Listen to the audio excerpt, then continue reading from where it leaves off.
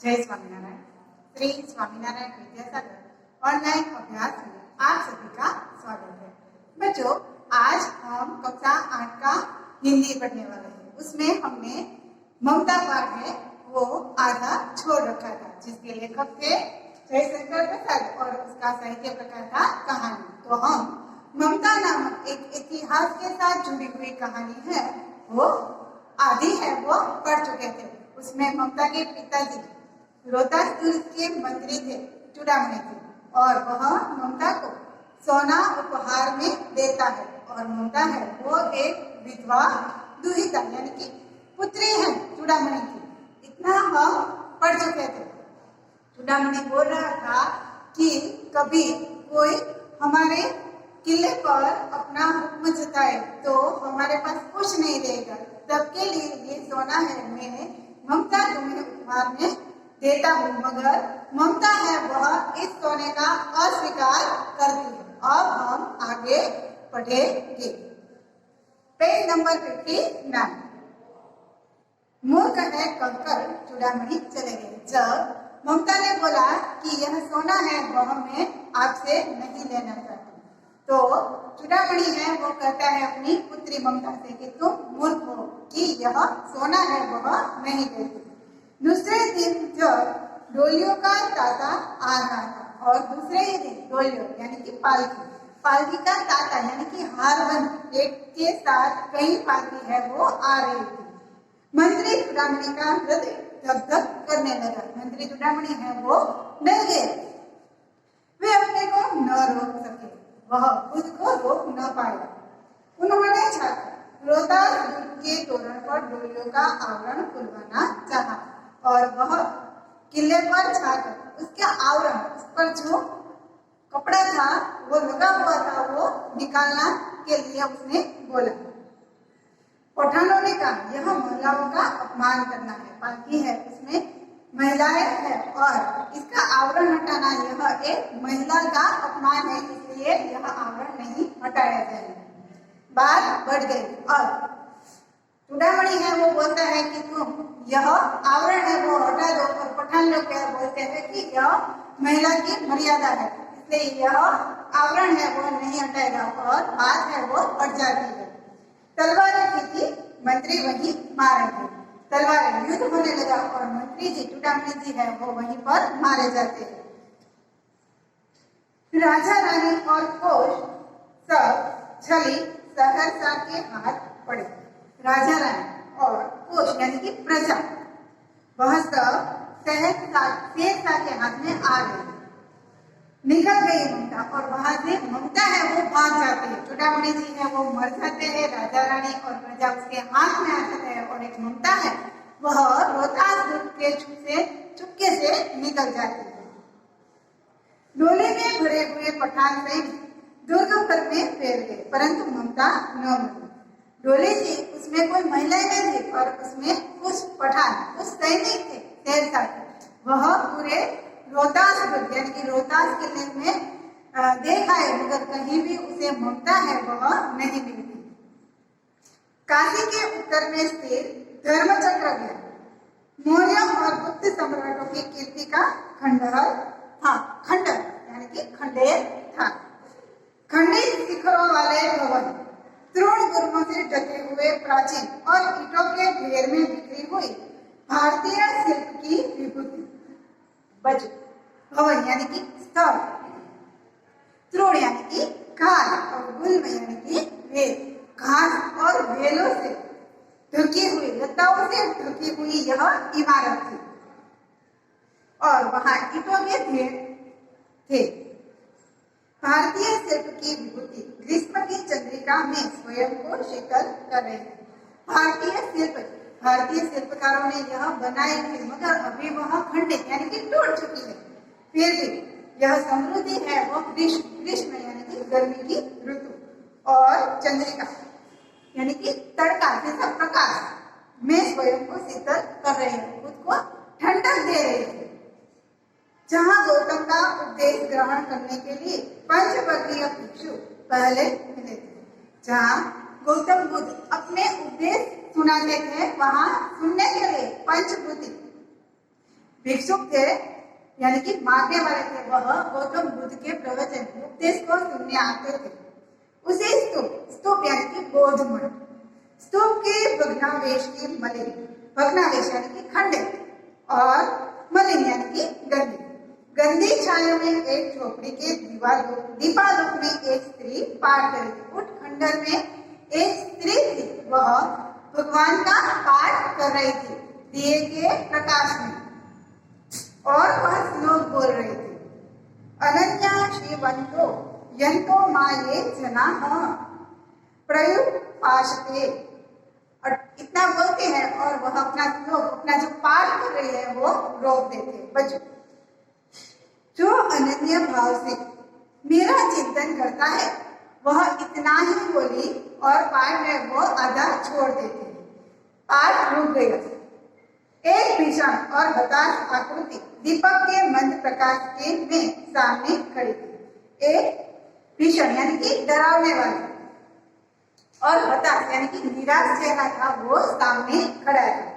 मंद यानी कि धीमा प्रकाश में वह चेहरा है वो दिखाई दे रहा था। स्त्री उठी, उसने कपाट बंद करना चाहा। स्त्री है वह उठ खड़ी हुई क्योंकि वह उसने एक डरावना सा एक हताश व्यक्ति का मुख देखा, मंद यानी कि धीमे प्रकाश में, तो वह डर गई और अपना कपाट यानी कि अपना दरवाजा है वह बंद करने खड़ी हो गई। परंतु उस व्यक्ति ने कहा, माता मुझे आश्रय चाहिए।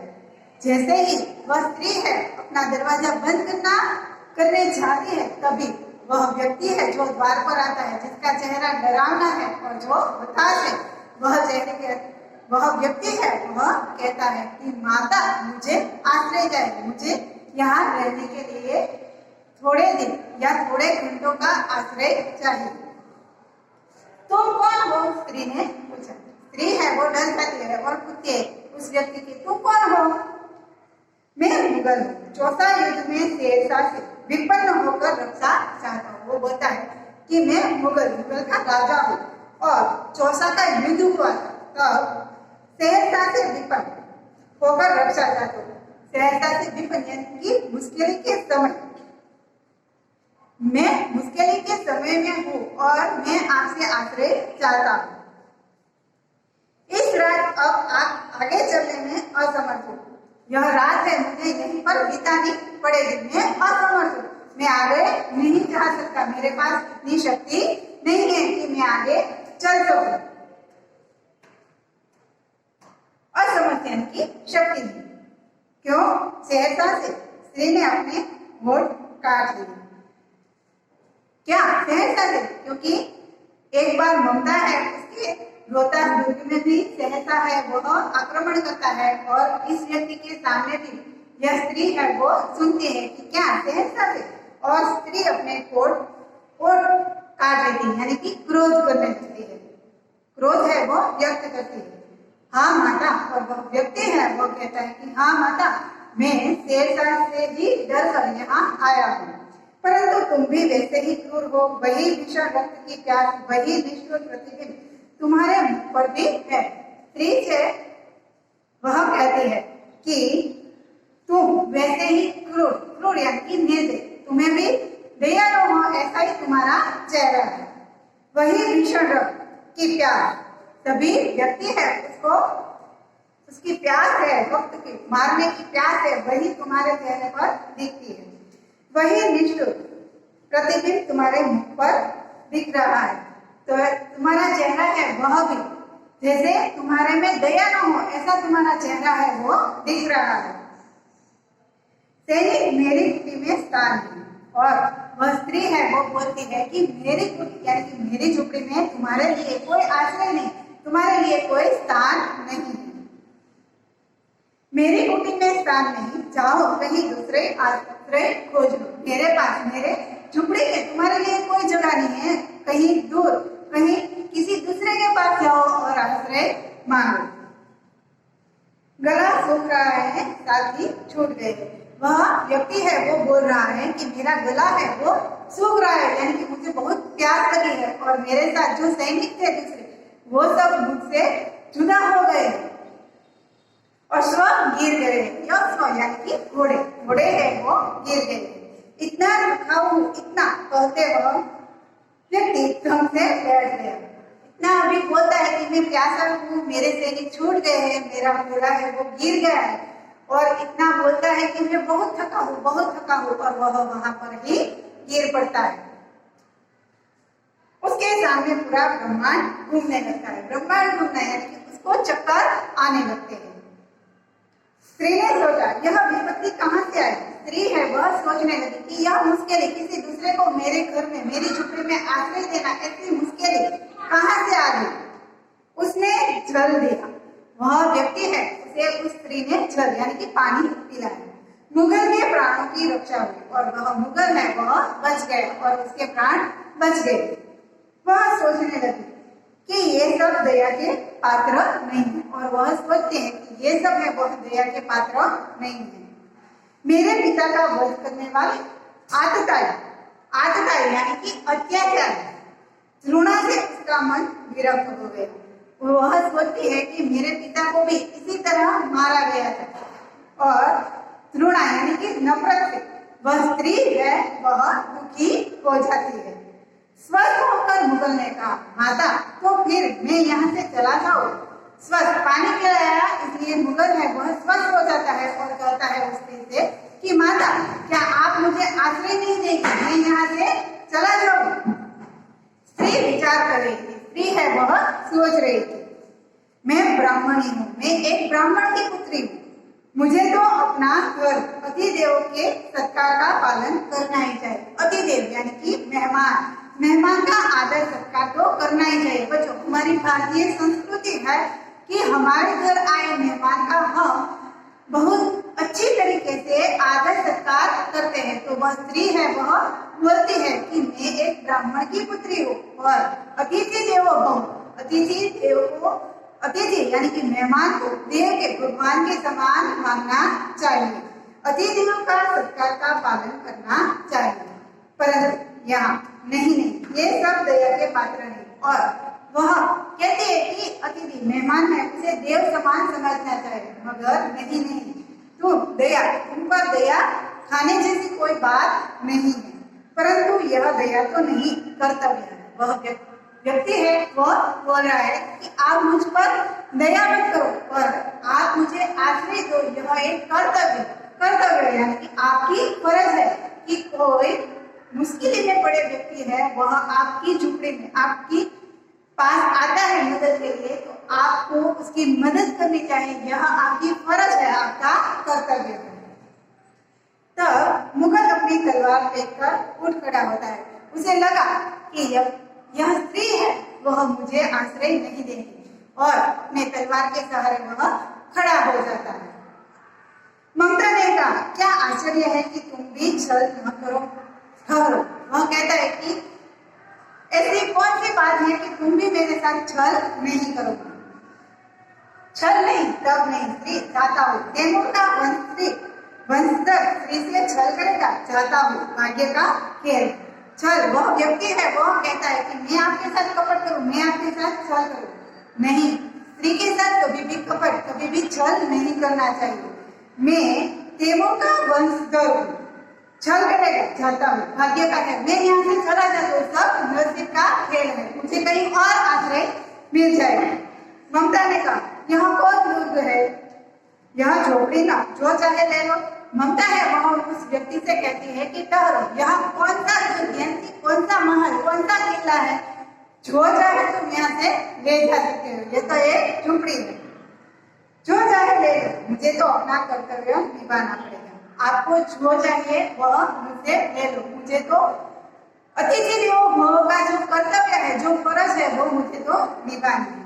जाओ भीतर, थके हुए पथिक तुम अंदर जाओ, भीतर यानी कि अंदर, थके हुए पथिक यानी कि मुसाफिर तुम अंदर जाकर आराम करो, तुम बहुत थक चुके हो, तुम चाहे कोई भी हो, मैं तुम्हें आश्रय देती हूँ। सब अपना धर्म छोड़ दे तो क्या मैं भी छोड़ दूं?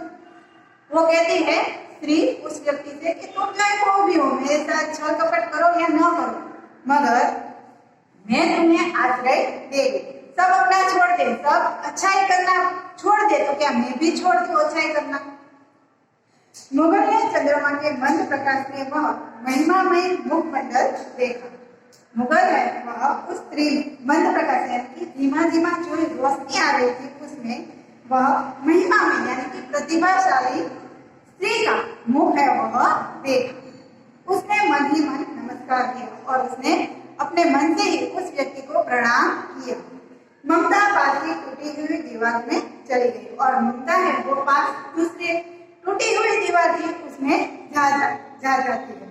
भीतर थके पथिक ने झोपड़ी में विश्राम किया। भीतर यानी कि अंदर उस झोपड़ी है उसमें वह पथिक है वह मुसाफिर है वह आराम करता है।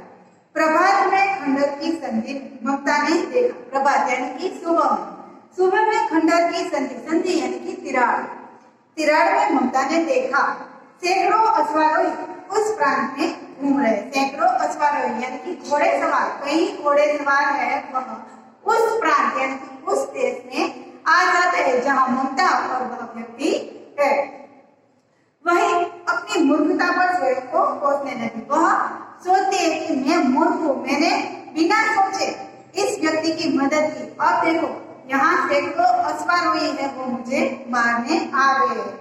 वह नहीं जानती कि यह अच्छा व्यक्ति है इसलिए वह ऐसा सोचती है। कोसने यानी कि पछताने लगी। एकाएक झोपड़ी से निकलकर उस पथिक ने कहा मिर्जा मैं यहाँ। एकाएक झोपड़ी है उसमें से वह व्यक्ति है वो निकल जाता है वह मुसाफिर है वो निकलता है और कहता है कि मिर्जा नामक सैनिक है उसे कहता है कि मैं यहाँ हूँ। शब्द सुनते ही प्रसन्नता की चित्कार ध्वनि से वह प्राण गूंज उठा। मिर्जा को जब इस व्यक्ति की आवाज सुनाई दी तब वह खुश हो गए। ममता अधिक भयभीत थी। ममता है वह बहुत ही डरी हुई थी। पथिक ने कहा वह स्त्री कहाँ है? उसने कहा कि वह स्त्री कहाँ है? उसे खोज निकालो। जिसने मुझे आश्रय दिया है वह स्त्री कहाँ है? उसे खोज निकालो, उसे ढूंढो। ममता जीतने के लिए अधिक सचेत यानी कि सावधान हुई और वह मृगदा में चली गई। मृगदा यानी कि हिरण को छुपने की जो जगह होती है वहां बहुत ही गहरा घास होता है उस जगह को मृगदाव कहते हैं। दिन भर उसमें न निकली। पूरा दिन बीत गया, शाम हो गई मगर वह मृगदाव में से नहीं निकली, वहां छुप गई। संध्या हो गई, वे लोग जाने लगे। अब शाम होने लगी और वह लोग है वह ममता को ढूंढते थे, उस स्त्री को ढूंढते थे और शाम हो गई और वह लोग जाने लगे। ममता ने सुना पथिक घोड़े पर सवार होते कहा था। ममता है उसने सुना, वह स्त्री थी वह ममता थी और उसने सुना कि पथिक जो मेरे झोपड़ी में आश्रय लेने के लिए आता था वह मुसाफिर कह रहा था अपने सैनिकों से कि मिर्जा, वह मिर्जा से कह रहा था मिर्जा उस स्त्री को मैं कुछ दे न सका। मैं जिसने मेरी मदद की, जिसने मुझे आश्रय दिया, उस स्त्री को मैं कुछ उपहार नहीं दे सका। उसका घर बनवा देना क्योंकि मैंने विपत्ति में यहाँ विश्राम डाला है। वह कहता है मिर्जा से कि तू उसे घर बनवा देना क्योंकि मैंने यहाँ पर विश्राम आराम है। मुश्किल के समय में मैंने उसकी झोपड़ी में आराम पाया है इसलिए तुम उसे एक बड़ा सा घर बनवा देना। यह स्थान भूलना नहीं, यह जगह है ये तुम कभी भी भूलना नहीं। इस जगह पर तुम अच्छा सा उस स्त्री को मकान घर है वो बनवा देना। इसके बाद वे वहां से चले गए और वे है वह वहां से चले जाते हैं। बच्चों हम अगला है पाठ का एकम वो आधा यहाँ पर छोड़ देते हैं और आधा एकम है वो अगले क्लास में पढ़ेंगे। जय स्वामीनारायण।